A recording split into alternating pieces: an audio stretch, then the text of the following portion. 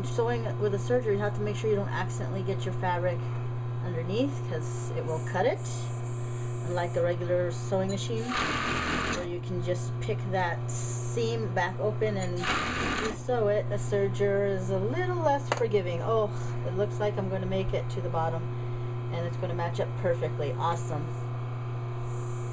All right.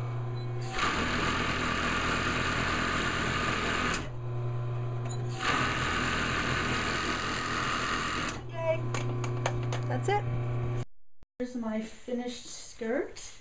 It's, you know, a very vibrant, wonderful skirt. Now, awesome. Now you can see the stretch came out, and it's very, very wide, very loose. So I am going to have to put a little elastic at the top to bring it in a little tighter, but it's okay. We're going to be wearing a hip belt over it anyways. Now, as you can see, I went over my cut line and cleaned it up with a serge at the top, so that will make it easier. Now, for putting elastic on a skirt, what you're going to want to do is decide what width of elastic. Mark on the outside, because you're going to turn that and you're going to sew from this side, and you want to see that mark at the very edge of the turn. So I'm going to go ahead and mark a few spots along the line. I'm not going to mark every little spot, but you could.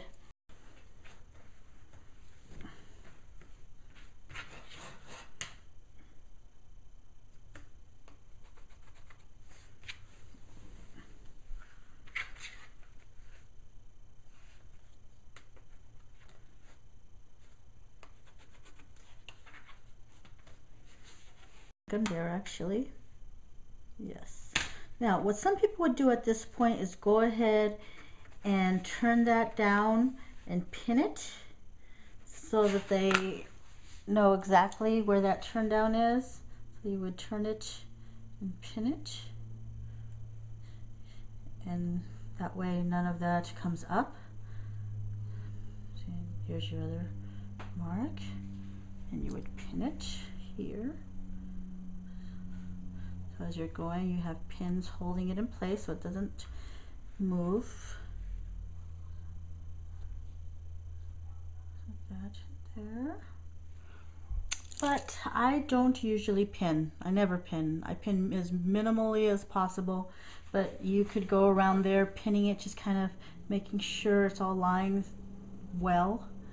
But I'm just going to go ahead and use the mark and kind of adjust it as I go. So we're going to start in here. I like to start at a seam, just because I do. That's just why. I'm going to turn it under here. Get it under the machine. I'm going to just use a single stitch. Set it up. I'm going to put my needle to the left so I take as little room as possible. And basically, the whole thing is going to be about the width of my foot. So that's another thing I do sometimes. I just use the foot as the guide to make just enough room for the elastic.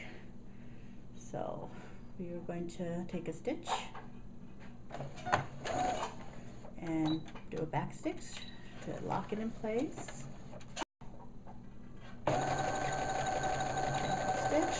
I'm using green because I had green, and it doesn't really matter what color you use on this fabric. You could use, since you're seaming mostly on oranges and yellows, you could use yellow or a nice beige, a neutral color. And what I'm trying to do is just stitch right on that clean edge where I zigzagged the edge, and that is kind of my guide. I just need enough room at the left for that elastic to stay.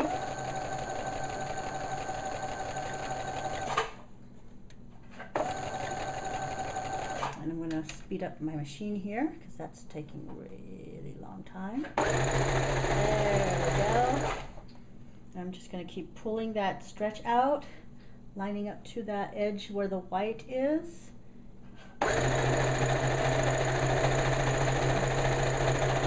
And just guide it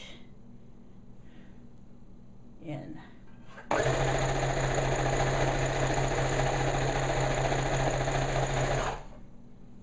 And you can see it's creating a little edge that I will be putting the elastic in. And again, you don't need to see the whole process. It's basically the same thing. All right, we're getting towards the end. I've sewn all the way around. It's very nice. And what we're going to do is we're going to leave a little opening so we can thread the elastic through.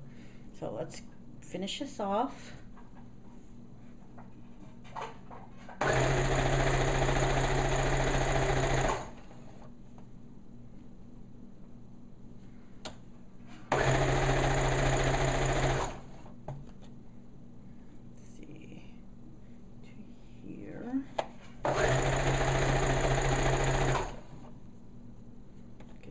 Tight, widen it up a little,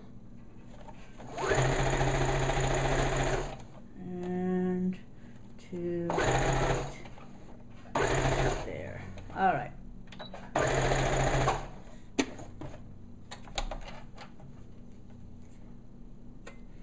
So we've got it seamed all the way except for this little opening right there, and that's where we're going to put the elastic in.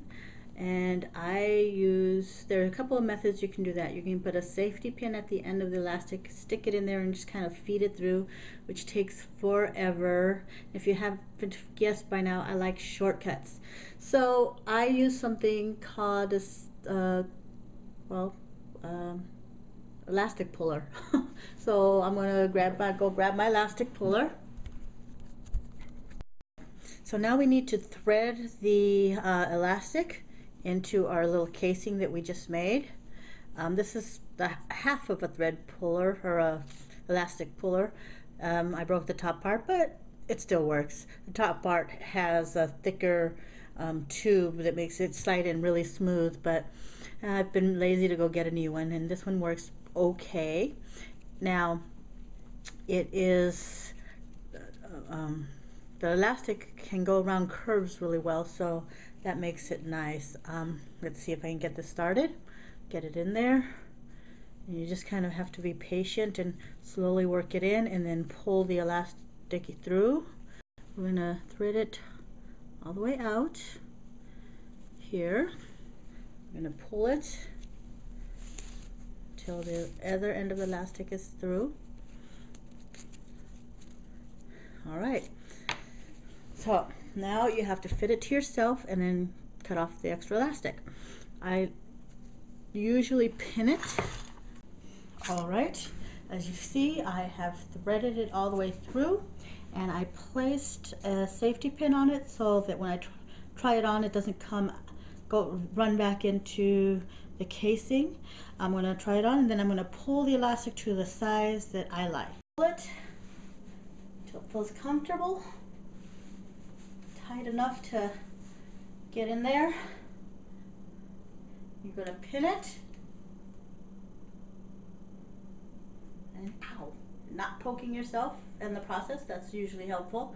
Bleeding on your costumes is never a good idea. All right, well, that is fitting pretty well. I will go in and kind of make sure the gathering is a little even, and voila, that will be how it fits. And it's a very nice voluminous skirt now, made from 2 skirts or 2 dresses. You can put that in there, and voila. So that's the bottom of my skirt, pretty much done. I'm going to just go in there and cut the elastic, sew those 2 pieces together, and then close that little hole.